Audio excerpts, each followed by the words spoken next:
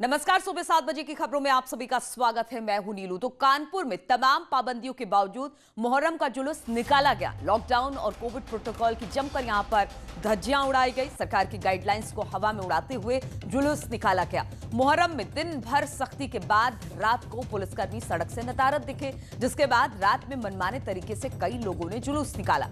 नवाबगंज थाना इलाके में जुलूस सड़कों पर नारेबाजी करते हुए घूमता रहा।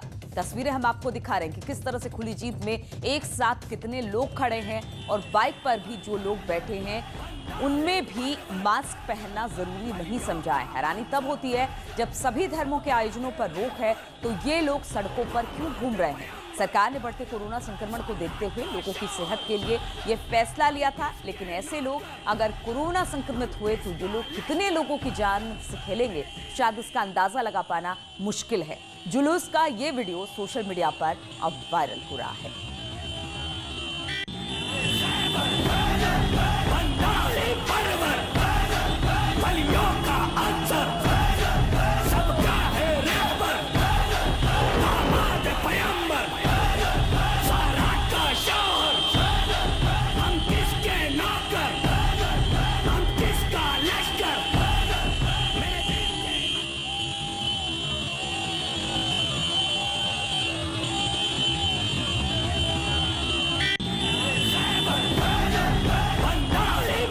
बातचीत करने के लिए श्याम हमारे साथ कानपुर से इस वक्त जुड़ गए हैं। श्याम, पूरे दिन भर तो शांति रही, कोई जुलूस नहीं निकला मुहर्रम का, लेकिन जैसे ही रात हुई पुलिस वाले सड़कों पर कम दिखाई दिए। ऐसे में ये जो तस्वीरें सामने आ रही है उसमें कहा जा सकता है कि जो नियम कानून बनाए गए थे सरकार की तरफ से, उसकी धज्जियां उड़ाते दिखे ये लोग।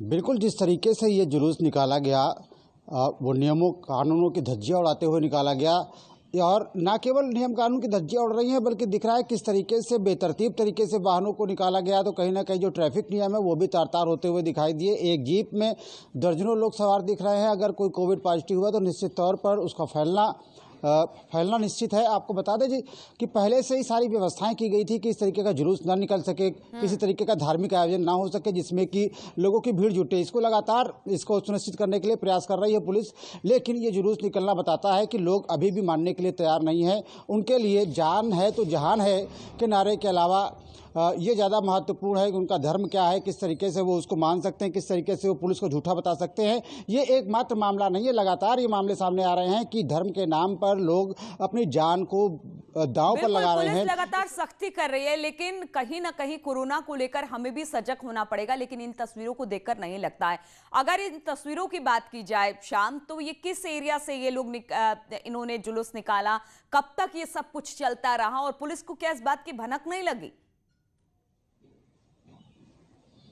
देखिए, ये जुलूस रावतपुर से निकाला गया है और ये नवाबगंज की ओर जाते हुए सीएसए को जो कनेक्ट करता है रास्ता, उस रास्ते की तस्वीरें, यानी कि काफ़ी दूर तक, अगर इतनी ही दूरी को मान लिया जाए तो ये तकरीबन 4 से 5 किलोमीटर की दूरी है। और यहाँ पर तमाम जगहों पर चौराहे पड़ते हैं जहाँ पर इनको रोकने का प्रयास नहीं किया गया, इनके ऊपर कार्रवाई नहीं की गई। और अभी तक की जो कार्रवाई हुई है इस तरीके के मामलों में बड़ी हल्की कार्रवाई की है पुलिस ने। यही वजह है कि लोग मानने को तैयार नहीं है, लगातार नियमों को तोड़ रहे हैं।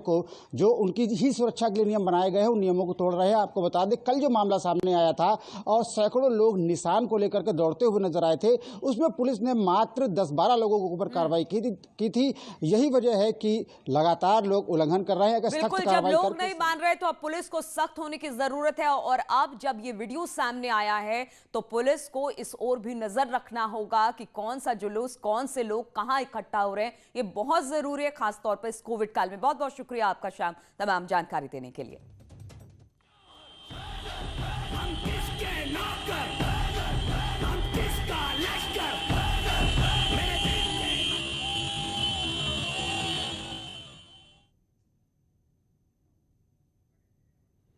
तो तस्वीरें हम आपको दिखा रहे हैं किस तरह से कानपुर में जुलूस पर मुहर्रम की पाबंदी थी, लेकिन पूरे दिन भर शांति रही। लेकिन जैसे ही रात हुई पुलिस वाले थोड़े से सड़कों से गायब नजर आए।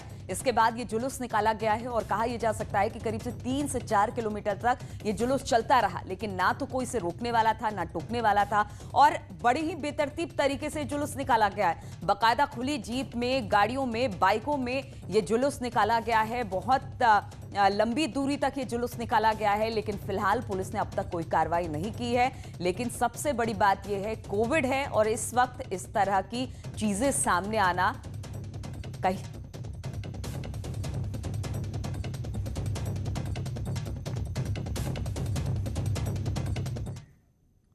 और मेरठ से खबर लेते हैं। मेरठ में एक शख्स की गोली मारकर हत्या कर दी गई है। दौराना थाना इलाके के कपसाड गांव में हुई ये वारदात। रुपए के लेन देन को लेकर यह विवाद हुआ है, जिसमें कुलदीप नाम के शख्स की ताबड़तोड़ गोलियों बरसाकर हत्या कर दी गई। बताया जा रहा है कि कुलदीप अपने दोस्त के साथ पैसे लेने गया था, जिसके बाद हमलावरों ने खेत से निकलकर गोलीबारी शुरू कर दी है। हमले में कुलदीप का दोस्त बाल बाल बच गया। परिजनों ने मुजफ्फरनगर के अजीत और उसके साथियों पर हत्या का आरोप लगाया है।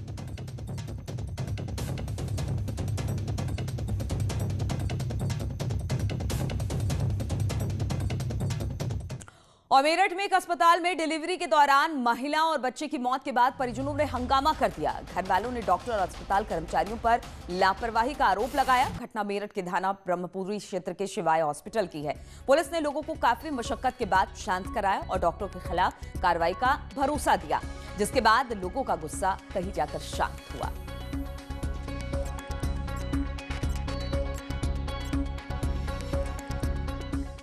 और रायबरेली में भी कल रात हंगामा देखने को मिला। यहां पुलिस कस्टडी में हुए एक शख्स की मौत के बाद परिजनों ने जमकर हंगामा काटा है। गुस्साए लोगों ने रायबरेली फतेहपुर रोड को जाम कर नारेबाजी की। लोगों को खदेड़ने के लिए पुलिस को लाठीचार्ज तक करना पड़ा। तो दो तस्वीरें हम आपको दिखाएं रायबरेली में किस तरह से जमकर हंगामा रात में हुआ है। पुलिस कस्टडी में मौत के बाद लोगों की ये नाराजगी थी। रायबरेली और फतेहपुर रोड को जाम किया गया। थाने के बाहर भी लोगों ने हंगामा किया।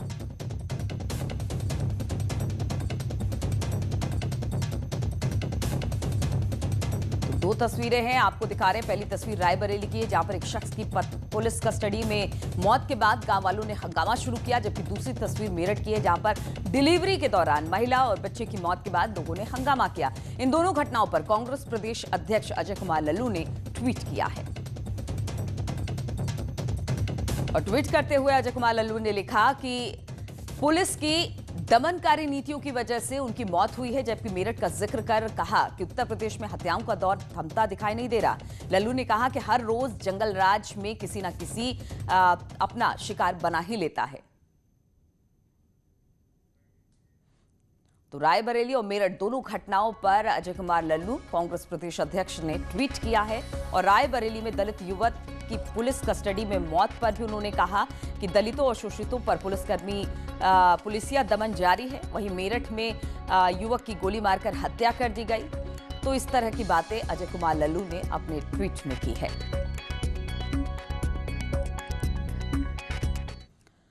और उत्तर प्रदेश में लगातार मिशन क्लीन जारी है। ग्रेटर नोएडा के दादरी में एनकाउंटर हुआ। 25,000 का इनामी गिरफ्तार कर लिया गया है। बाइक और तमंचा भी इसके पास से बरामद किया गया है। बागपत के गोघट में मुठभेड़ हुई। प्रवीण नाम के बदमाश को गोली लगी। अस्पताल में फिलहाल तो इसका इलाज करवाया जा रहा है। गैंगस्टर एक्ट के तहत अब इस पर मुकदमा दर्ज कर लिया गया है।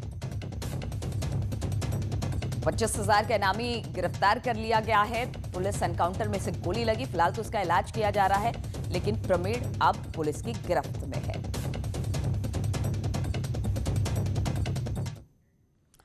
तो उत्तर प्रदेश में पुलिस ऑपरेशन क्लीन चला रही है, जिसका असर हर दिन दिखाई देता है। हर दिन मुठभेड़ की खबरें सामने आती है। आपको दो तस्वीरें दिखा रहे हैं। पहली तस्वीर ग्रेटर नोएडा के दादरी थाना क्षेत्र की है, जहां पर 25,000 के नामी बदमाश अंकित को पुलिस ने मुठभेड़ के बाद गिरफ्तार किया, जिसके पास से बाइक और तमंचा बरामद किया गया। जबकि बागपत में गोघट थाना क्षेत्र के पुलिस और बदमाशों की मुठभेड़ हो गई, जिसमें प्रवीण नाम के बदमाश को पैर में गोली लगी, जिसके बाद पुलिस ने गिरफ्तार कर अस्पताल में भर्ती करा दिया है। पुलिस के मुताबिक बदमाश पर गैंगस्टर एक्ट के तहत कई धाराओं में एफआईआर तक दर्ज कर दी गई है।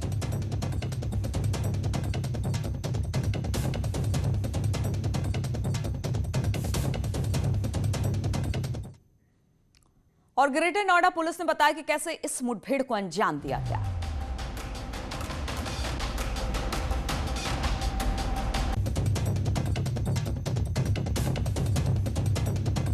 बदमाशों से पुलिस की मुठभेड़ हुई है। ये दादरी बाईपास पे। इसमें एक अंकित नाम का बदमाश, जिसके पूर्व से 25,000 रुपये का इनाम था, उसके पैर में गोली लगी है, घायल हुआ है। उसको उपचार के लिए जिला अस्पताल भेजा गया है। कुछ दिन पूर्व व्यापारी पिता पुत्र पे इन लोगों ने अटैक किया था, फायर किया था, लूटने का प्रयास किया था, जिसमें व्यापारी पुत्र घायल हुआ था। उसमें भी ये वांटेड था, 25,000 का इनाम था। इस पे 7 अभियोग पहले से लूट के मुकदमे पंजीकृत है। और लखनऊ से खबर है, यहां पर लेखराज मार्केट का मालिक रजत गर्ग गिरफ्तार कर लिया गया है। नोटबंदी के दौरान करोड़ों का कालाधन सफेद करने का इस पर आरोप है। फर्जी दस्तावेजों से बैंक खाते खुलवाकर हेराफेरी करता था। रजत के खिलाफ कई शहरों में फिलहाल मुकदमे दर्ज है और अब इसकी गिरफ्तारी हो गई है। तो लेखराज मार्केट का मालिक रजत गर्ग गिरफ्तार कर लिया गया। नोटबंदी के दौरान काले धन को सफेद करने का इस पर आरोप है। फर्जी दस्तावेजों से बैंक खाते खुलवाकर ये हेराफेरी को अंजाम दिया करता था। रजत के खिलाफ कई शहरों में मुकदमे दर्ज किए गए हैं।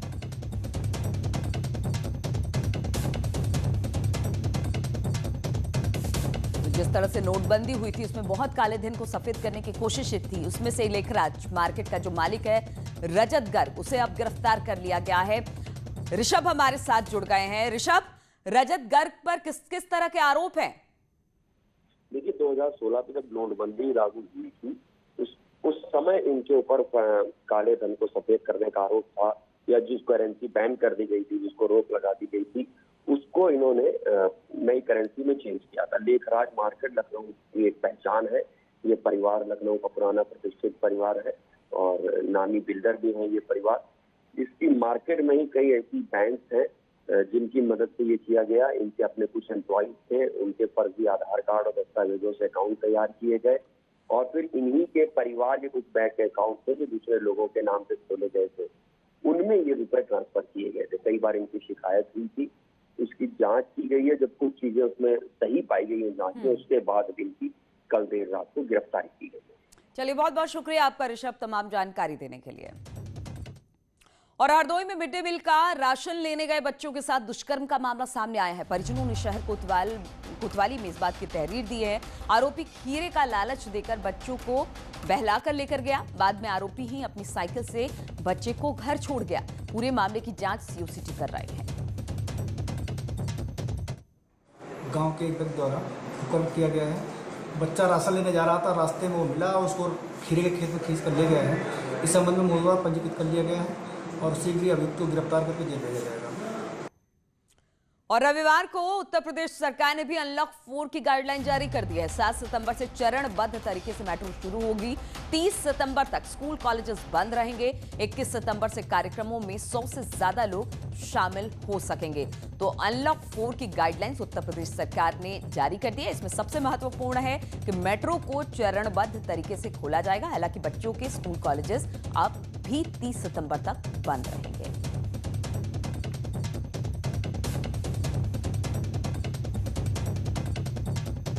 और आपको दो तस्वीरें दिखाते हैं। पहली तस्वीर में आपको दिखा रहे हैं मेट्रो। 7 सितंबर से फर्राटा भरते दिखाई देगी मेट्रो। जबकि दूसरी तस्वीर में स्कूल कॉलेजेस की है, जो अभी फिलहाल तो बंद रहेंगे। इसके साथ ही उत्तर प्रदेश में 55 घंटे का लॉकडाउन जारी रहेगा, यानी कि शनिवार और रविवार उत्तर प्रदेश में लॉकडाउन रहेगा। उसमें किसी तरह की कोई छूट नहीं मिली है।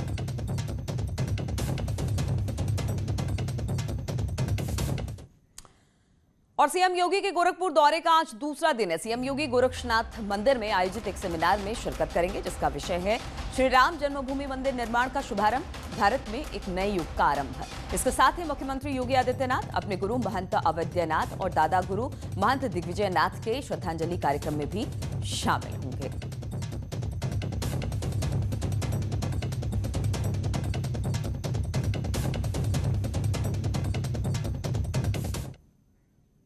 और सीएम योगी ने महंत दिग्विजयनाथ को याद किया। सीएम योगी के दादा गुरु थे महंत दिग्विजयनाथ। पुण्यतिथि पर अपने दादा गुरु को याद किया और सीएम ने एक ट्वीट किया है। उन्होंने लिखा, श्री रामो विग्रहवान धर्म, राम मंदिर निर्माण गुरुओं के जीवन की इच्छा थी।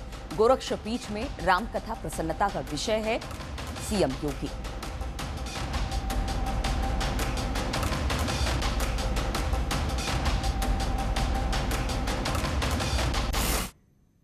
और रुकते हैं यहां पर छोटे से ब्रेक के लिए, बहुत जल्द लौटेंगे।